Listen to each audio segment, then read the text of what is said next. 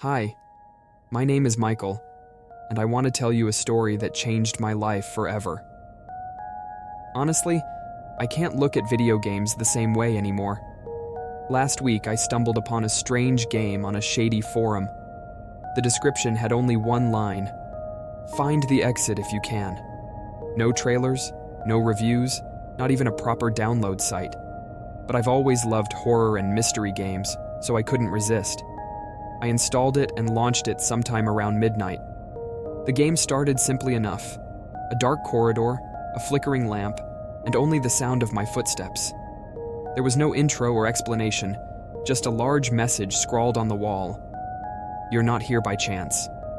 I smirked, assuming it was just a cheap scare tactic. But then the first strange thing happened.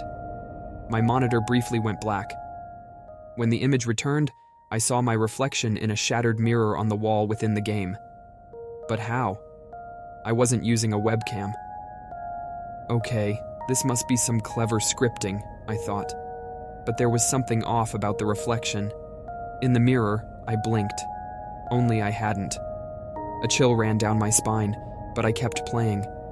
The corridor felt endless until I finally reached a door. On it was written, "Enter if you're ready." The feeling of being watched grew stronger with every step. Behind the door was a room that looked eerily like my own bedroom. Everything was there: my desk, my bed, even the coffee mug on the table, exactly as in real life, but with a dreamlike quality.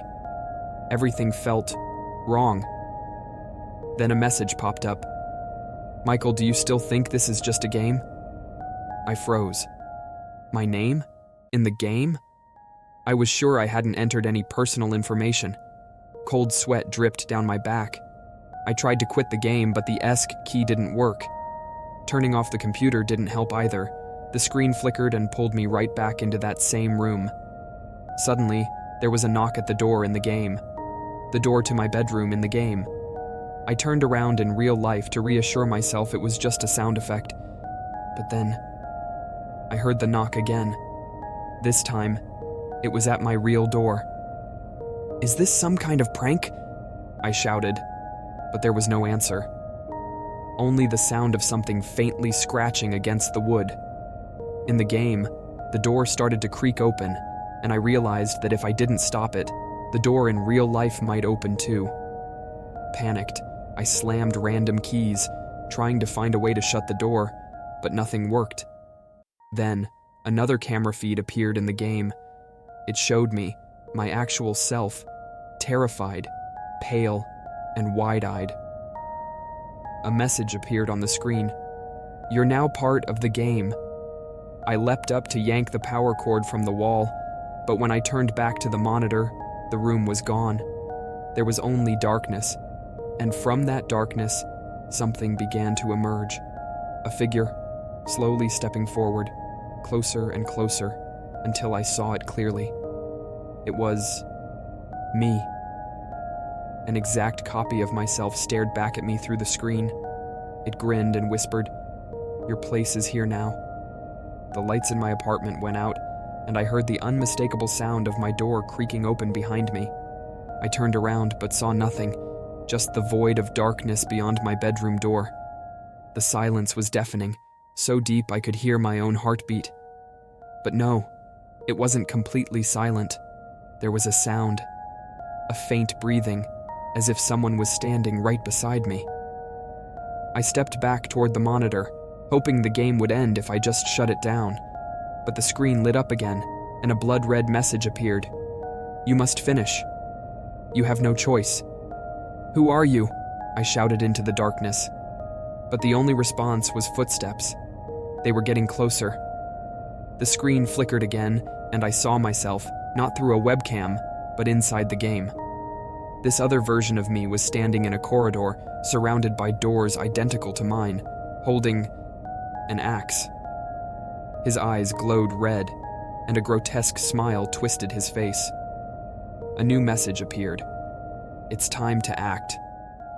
The in-game version of me took a step forward, and suddenly, I heard the same footsteps echoing in my real hallway. They were synchronized. "This can't be real," I muttered, barely able to breathe from the panic. Then it happened. The computer screen flashed and went dark, but now I wasn't looking at my monitor anymore. I was standing in the same in-game corridor. I could feel the cold concrete walls, the damp, musty smell, and the weight of the axe in my hand. "This is a joke. This is just a stupid dream," I screamed, but my voice echoed back at me, as if I was trapped in an endless maze.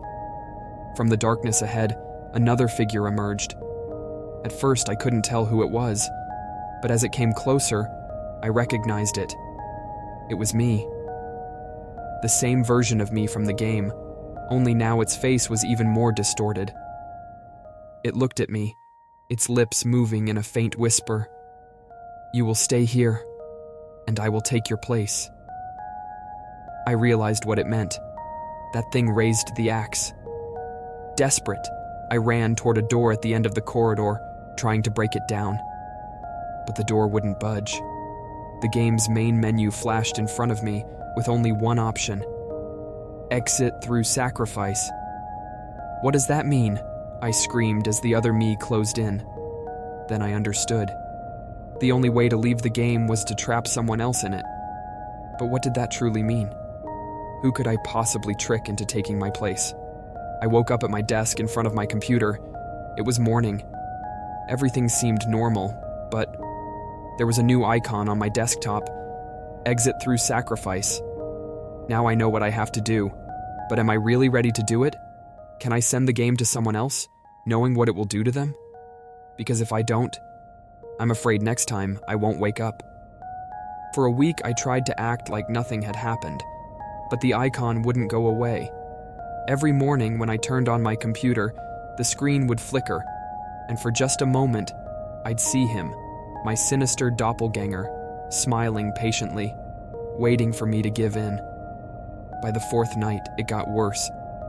I started hearing the knocking again, the same knock from the game. It grew louder, closer. At first, I thought I was imagining it. But one night, as I lay in bed, I heard it stop just outside my bedroom door. I got up, barely able to breathe, and approached the door. There was no one there. But when I turned back to my computer, the screen lit up. The game had opened on its own. Once again, the corridor appeared with a message: "Time is running out." I realized this wouldn't stop. The game wouldn't let me go until I did what it wanted. But how could I do it? How could I condemn someone else to this nightmare? The next morning, I made a decision. I uploaded the game to an anonymous forum with the tagline, "Can you find the exit?" I felt sick. I hated myself for what I had done.